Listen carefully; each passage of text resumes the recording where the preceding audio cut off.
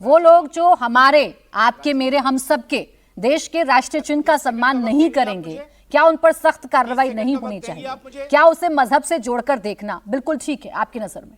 आ रही हूं अंसार जी, आ रही हूं। पहली बात तो जो ये बात कर रहे हैं, गांधी जी को किसने मारा? इंदिरा गांधी को किसने मारा? राजीव गांधी को किसने मारा? 3 बार कौन सी ऐसी तंजीम है, ऑर्गेनाइजेशन है जिसपे 3 बार बैन लगा? कौन है ये? किसने किया? किसने गांधी जी का पुतला बना के गोली मारा? ये सवाल नहीं था मेरा। नहीं नहीं, एक मिनट, कौन लोग हैं ये? नहीं, उन्होंने जो कहा था।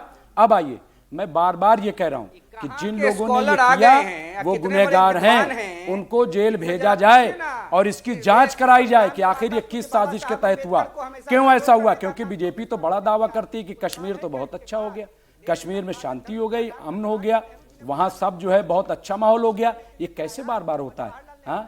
कैसे बार बार हो जाता है? इसके जिम्मेदार सरकार है ना। ये हमें क्यों कटघरे में खड़ा किया जाता है?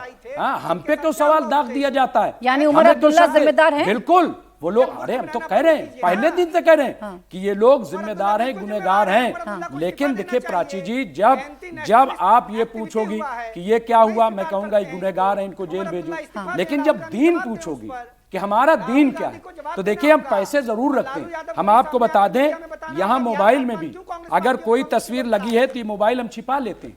हम सामने रख करके नमाज नहीं पढ़ते, हम पासपोर्ट सामने रख के नमाज नहीं पढ़ते, हम नोट सामने, एक मिनट बता दें, हम नोट को सामने रख के नमाज नहीं पढ़ते। मुमताज आलम रिजवी जी, वो उस वक्त आपके जेब में होता है, आप जेब से निकाल देते हैं नोट, आप ये कह रहे हैं? नहीं, मैं अंदर छिपा के। अरे सर, जेब में होता है, आपके शरीर के बिल्कुल नजदीक होता है। अब सुनिए ना, अब सुनिए, मैं आपसे जो सवाल पूछ रही हूँ, अरे मैं जो आपसे सवाल पूछ रही हूँ, पहले तो मैं दीन के बारे में कोई चर्चा आपसे नहीं कर रही थी सर, मैं तो उस घटना पर आपसे चर्चा कर रही थी। आप सुनिए ना, आपने इसे दीन से लेकर आया, आप मुझे बताइए किसने आपसे वहां कहा मस्जिद के अंदर कोई जानकारी मिली हो? आपका मतलब उन लोगों से है, अपने पर मत लेकर जाइएगा, आप जस्टिफाई कर रहे हैं इसलिए आपसे पूछ रही हूं। किसने ये कहा, किसने वहां पर ये कहा कि यहाँ जो शिला पट्टिका लगी है आप वहां जाइए और वहां बैठकर आप नमाज अता कीजिए उसे देखकर? नमाज अता करने की एक जगह होती होगी ना। नहीं, मुमताज आलम रिजवी जी, नहीं आप इधर उधर नहीं, आप जहां पर नमाज अता की जाती है वो जगह अलग होती है कि नहीं होती? जी बहुत अच्छी बात आपने कही।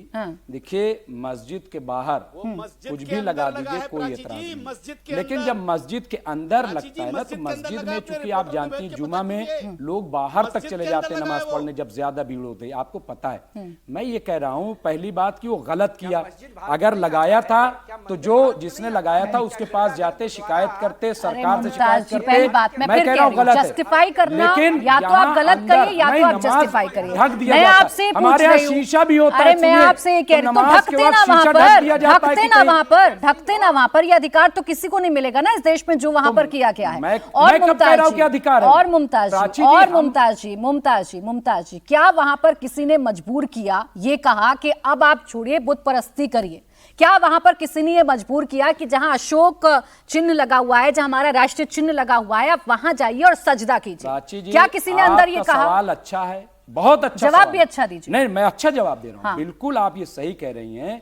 अगर वहां पे लग गया था तो होना ये चाहिए था कि इसकी शिकायत सरकार से करते, अगर उनको सही नहीं लग रहा था वहां पे एलजी से करते, सीएम से करते या वक्फ बोर्ड के चेयरमैन से करते। ये तोड़फोड़ करना ये बिल्कुल गलत है, हम इसको जस्टिफाई नहीं कर रहे हैं। हम पहले दिन से कह रहे हैं ऐसे लोगों को जेल भेजा जाए कि आखिर ये कौन लोग हैं जो वहां पे नफरत और एक दंगा भड़काने का काम किया। ऐसे लोगों को जेल भेजा जाए। मैं हमेशा इस तरह के ये बात है ना मुमताज जी, अभी आप यहाँ मुझसे दीन का बता रहे थे कि हमारे दीन में ये है, हमारे दीन में। सुनिए ना मुमताज आलम रिजवी जी, और जब मैंने आपसे